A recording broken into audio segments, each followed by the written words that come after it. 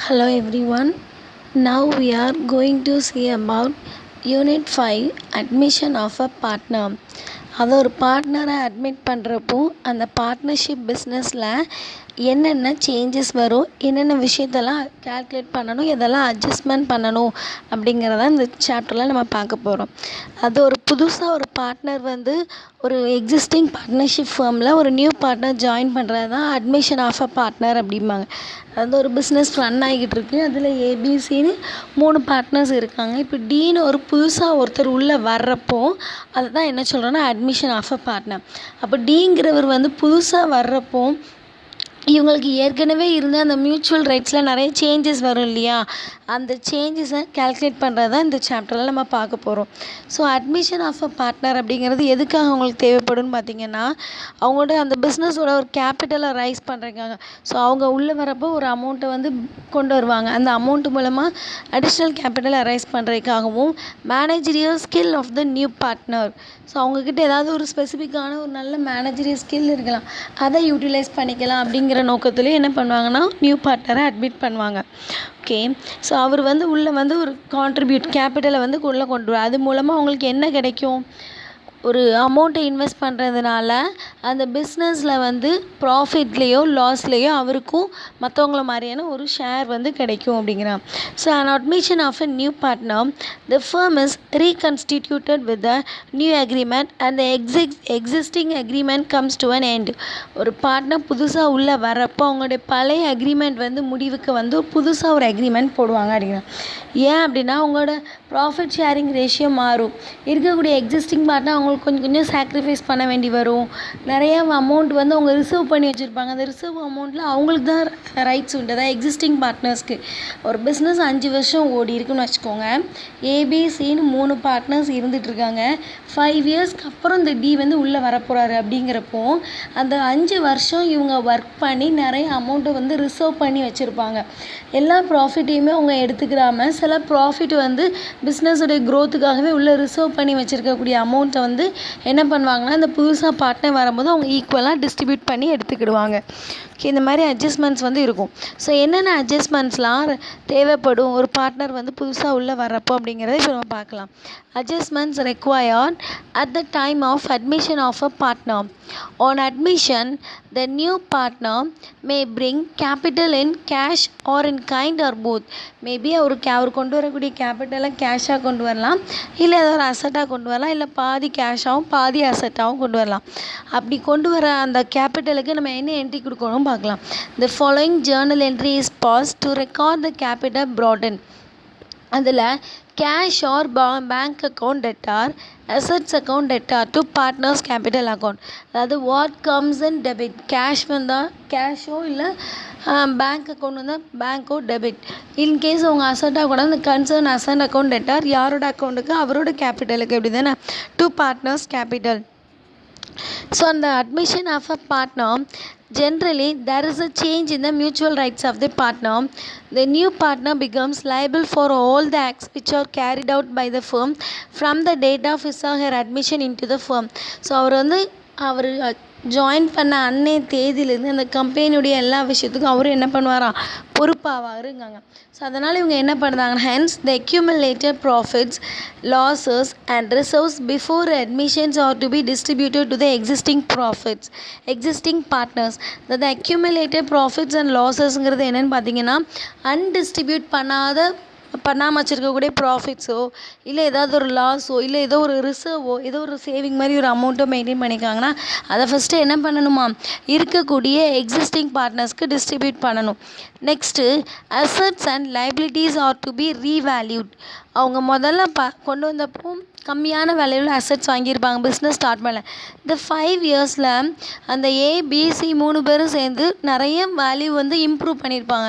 So அதை revaluation பண்ணி அந்த பிஸ்னஸ் ஸ்டார்ட் பண்ணப்போ இருந்த வேல்யூவை விட இப்போ எவ்வளோ அமௌண்ட் இன்க்ரீஸ் ஆயிருக்குங்கிறத அவங்க ப்ராஃபிட்டாக கன்சிடர் பண்ணி அதை பிரித்து எடுத்துவிடும். அதாவது இயர் பை இயர் அசட் வந்து வேல்யூவேட் பண்ணியிருப்பாங்க. ஓகேவா? The following adjustments are to be necessary at the time of admission of a partner. So இந்த கீழே இருக்கக்கூடிய 5 அட்ஜஸ்ட்மெண்ட்ஸும் ரொம்பவே இம்பார்ட்டன்ட். இதை தான் என்ன பண்ணணும், ஒரு பார்ட்னர் உள்ளே வரப்போ இந்த 5 அட்ஜஸ்ட்மெண்ட்ஸும் பண்ணியிருப்பேன். அதில் first one, distribution of accumulated profits, reserves and losses. So undistribute பண்ணாத ஒரு ப்ராஃபிட்ஸோ லாஸோ ரிசர்வ் இருந்தால் அதை ஃபஸ்ட்டு டிஸ்ட்ரிபியூட் பண்ணுவாங்க. Second one, revaluation of assets and liabilities. So இருக்கக்கூடிய அசட்ஸ் லைபிலிட்டிஸை ரீவேல்யூ பண்ணி அதில் ப்ராஃபிட் ஒரு லாஸை எடுத்துக்கிறது. Third, determination of new profit sharing ratio and sacrificing ratio. So இதுக்கு முன்னாடி அவங்க ஈக்குவலாகவோ இல்லை ஏதோ ஒரு அக்ரீட் ரேஷியோ படியோ ப்ராஃபிட் லாஸை ஷேர் பண்ணியிருந்துருக்கலாம். இப்போ அந்த ரேஷியோ என்ன ஆகும், கண்டிப்பாக சேஞ்ச் ஆகும். ஏன்னா அந்த ஏபிசிங்கிற 3 பார்ட்னரும் டிங்கிறதுக்காக ஒரு ரேஷியோவை ஒரு ப்ரொப்போர்ஷனேட்டை வந்து சாக்ரிஃபைஸ் பண்ணுவாங்க. ஸோ அந்த ப்ரொப்போர்ஷனேட்டை சாக்ரிஃபைசிங் ரேஷியோவையும், ஸோ அதனால் அந்த சாக்ரிஃபைசிங் ரேஷியோ வந்து அவங்களோட ஓல்டு ரேஷியோ வந்து டிடக்ட் பண்ணால் ஒரு நியூ ரேஷியோ இருக்கும். இப்போ அவங்க ரேஷியோ வந்து வேறு தானே ப்ராஃபிட் ஷேரிங், அதையும் நம்ம டிட்டர்மைன் பண்ணணும். Fourth one, adjustment for goodwill. Adjustment for குட்வில்ங்கிற எப்படி வரும்னா, ஸோ அந்த 5 இயர்ஸ் அந்த பிஸ்னஸ் ரன் ஆனவுடைய நேம் வந்து யாருக்கு உண்டுனா அந்த எக்ஸிஸ்டிங் பார்ட்னர்ஸ் தான் உண்டு. ஸோ அந்த டைமில் குட்வில் வேல்யூ மானிட்டரியாக என்ன வேல்யூங்கிறத ஃபைண்ட் அவுட் பண்ணி அந்த மானிட்டரி குட்வில் வேல்யூவை என்ன பண்ணிக்கிடுவாங்க, எக்ஸிஸ்டிங் பார்ட்னர்ஸ் பிரித்து எடுத்துக்கிடுவாங்க. ஓகேவா. அதுக்கப்புறம் fifth one, adjustment of capital on the basis of new profit sharing ratio. இப்போ கேபிட்டல் என்ன பண்ணுவாங்களாம், நியூ ப்ராஃபிட் ஷேரிங் ரேஷியோ படி மாற்றிக்கிடுவாங்க அப்படிங்கிறாங்க. ஓகே, அதை அட்ஜஸ்ட் பண்ணுவாங்க. ஸோ இதில் ஃபஸ்ட்டு ஒன்னாக நம்ம என்ன பார்க்கலான்னா, first adjustment, distribution of accumulated profits, reserves and losses. So profit and losses of previous year which are not distributed to the partners are called accumulated profits and losses. So previous இயரில் இருக்கக்கூடிய ப்ராஃபிட்டோ லாஸோ பிரித்து கொடுக்காம வச்சுருக்கக்கூடியது தான் என்ன சொல்கிறாங்களாம், accumulated profits and losses அப்படின்னா. Any reserve and accumulated profits and losses belong to the old partners, hence these should be distributed to the old partners இந்த old profit ratios. அதாவது old profit ரேஷியோனா அவங்க பிஸ்னஸ் ஸ்டார்ட் பண்ணும்போது பேசின agreed ratio படி பிரித்து எடுத்துக்கிறது. So இந்த இடத்துல ரிசர்வ்ங்கிறது எதெல்லாம் இன்க்ளூட் ஆகுன்னு பார்த்தீங்கன்னா, general reserve, reserve fund, workmen compensation fund and investment fluctuation fund. இதெல்லாம் ரிசர்வ்ஸோட இதில் இன்க்ளூட் ஆகும். ஸோ இதுக்கு ஜேர்னல் என்ட்ரி பார்ப்போம். For transferring accumulated profits and reserves. ஒரு ப்ராஃபிட்ஸ் ரிசர்வ்ஸ் இருக்குன்னா அதை எப்படி அவங்க ட்ரான்ஸ்ஃபர் பண்ணுவாங்க அப்படிங்கிறது. இப்போ ப்ராஃபிட் அண்ட் லாஸ் அப்ராப்ரேஷன் அதான் என்னதுன்னா ப்ராஃபிட். நெக்ஸ்ட்டு ரிசர்வ்ஸுங்கிறப்ப என்ன ரிசர்வ்ஸ்லாம் நம்ம சொன்னோம், general reserve, reserve fund, workmen compensation fund and investment fluctuation fund கொடுத்துருக்கோம் இல்லையா. ஸோ அந்த 4 ஃபண்டையும் இங்கே நம்ம இங்கே ஜேர்னல் என்ட்ரியில் காமிச்சிருக்கோம்.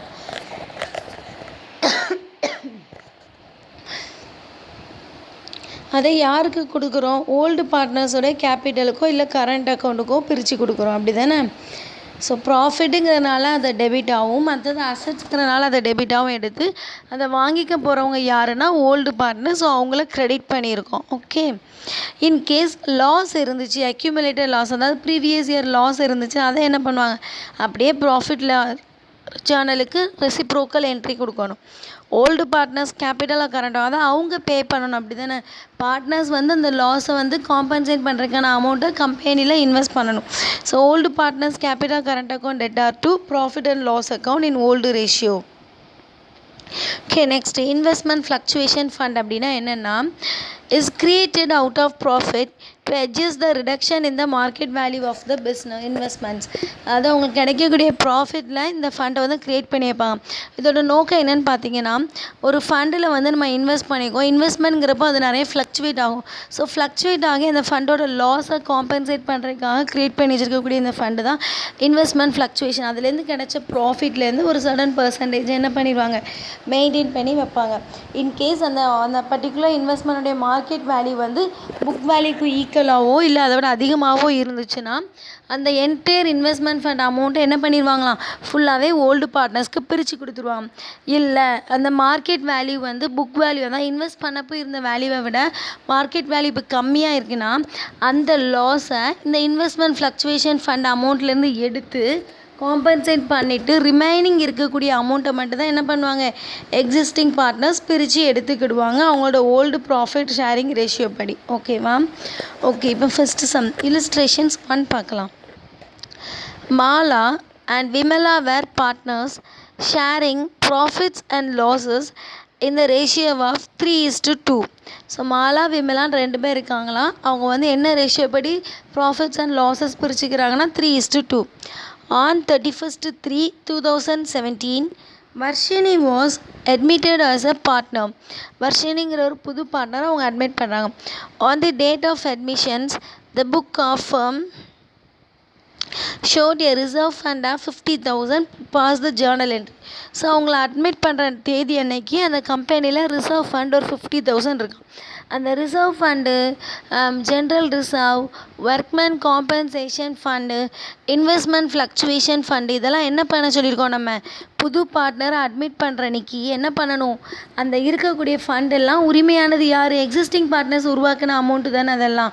ஸோ அதனால் எக்ஸிஸ்டிங் பார்ட்னர்ஸ்க்கு அவங்களோட ஓல்டு ஷேரிங், அந்த ஓல்டு ரேஷியோ மீன்ஸ் அவங்க 2 பேர் பார்ட்னர்ஸாக இருக்கிறப்போ என்ன ஷேர் இருந்துச்சோ அதுபடி என்ன பண்ணிக்கிடுவாங்க, 2 பேரும் அதை தான் பிரித்து எடுத்துக்கணும். அப்போது மாலாவும் விமலாவும் அந்த பிஸ்னஸை ரன் பண்ணிக்கிட்டு இருக்கையில் ரிசர்வ் ஃபண்டாக ஒரு 50,000 வச்சுருக்காங்க.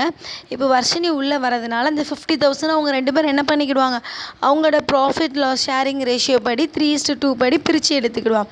அதுக்கான ஜேர்னல் என்ட்ரி என்ன சொல்லுவோம், இது ரிசர்வ் ஃபண்ட் வந்து ரிசர்வுங்கிறனால அதை டெபிட் கொடுக்குறோம். Reserve fund account debtor to வாங்கிக்க போகிறவங்க யாரெல்லாம், Mala's capital account to Vimala's capital account. அப்போ அந்த 50,000 ரேஷியோ இப்போ என்ன கொடுத்துருக்காங்க, 3:2. அதை இப்போ நம்ம எப்படி காட்டணும், 3/5 2/5 அப்படின்னு எடுத்துக்கணும். ஓகேவா? இப்போ இந்த 50,000ல் 3/5 மாலாக்கு, 2/5 விமலாக்கு, 30,000 20,000. அப்போ நரேஷன் என்ன கொடுப்போம், reserve fund transfer to old partners capital account in the old profit sharing ratio. ஓகேவா? நெக்ஸ்ட்டு இல்லுஸ்ட்ரேஷன்ஸ் 2 பார்க்கலாம். Kavitha and Radha are partners of a firm sharing profits and losses in the ratio of 4:3.